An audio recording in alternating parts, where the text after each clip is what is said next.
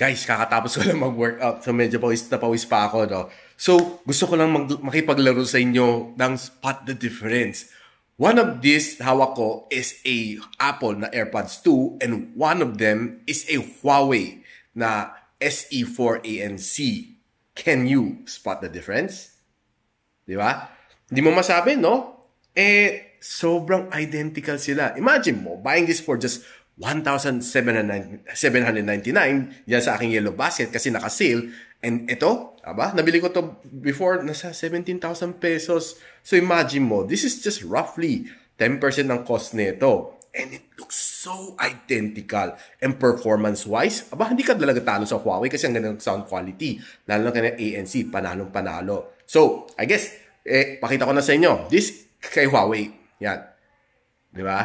And ito kay Apple. Nahulaan nyo ba? Let me know in the comments.